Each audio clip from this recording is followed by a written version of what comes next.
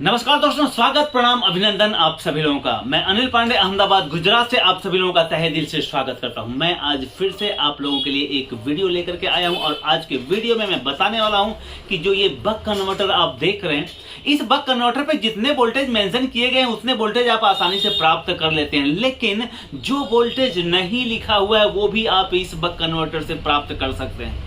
और इतना ही नहीं, इससे माइनस वोल्टेज भी आप निकाल सकते हैं। सवाल खड़ा होता है कैसे?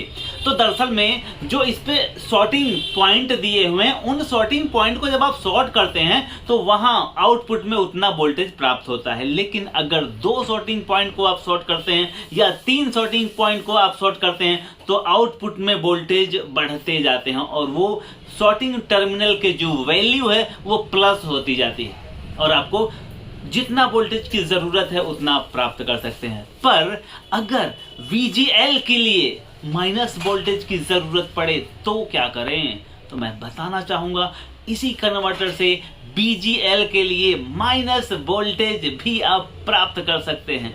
कैसे? आइए दिखाता हूं।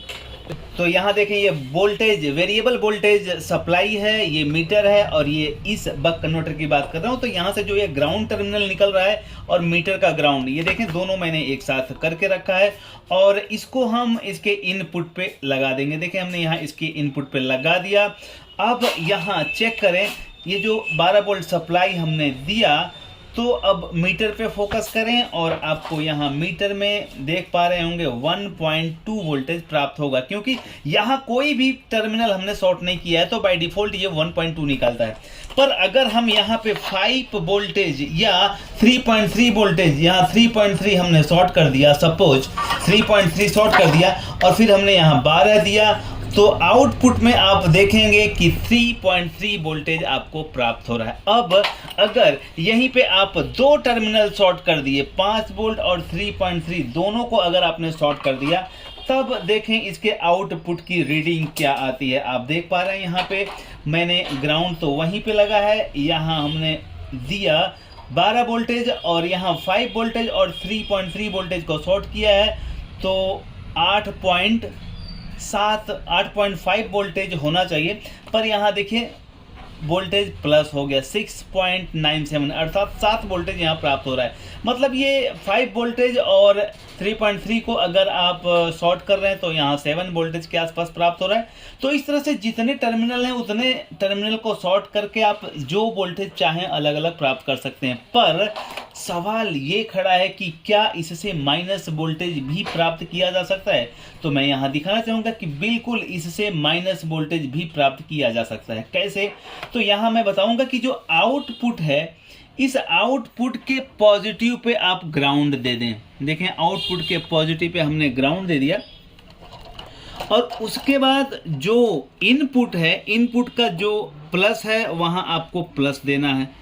देखें प्लस जहां आप दे रहे थे वो प्लस ही देना है, लेकिन ये जो ग्राउंड हम इनपुट पे दे रहे थे यहाँ, तो अब यहाँ इनपुट पे न दे करके हम इसके आउटपुट पे जहां पॉजिटिव टर्मिनल है वहां ग्राउंड दे देंगे।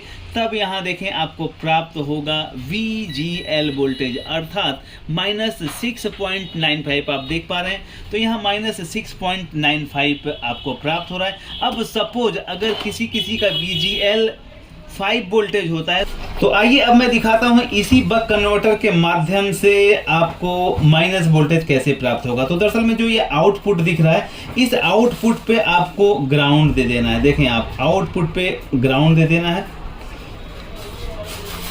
और आउटपुट के प्लस टर्मिनल पे ग्राउंड दे देना है, और जो ये प्लस टर्मिनल था वो इनपुट के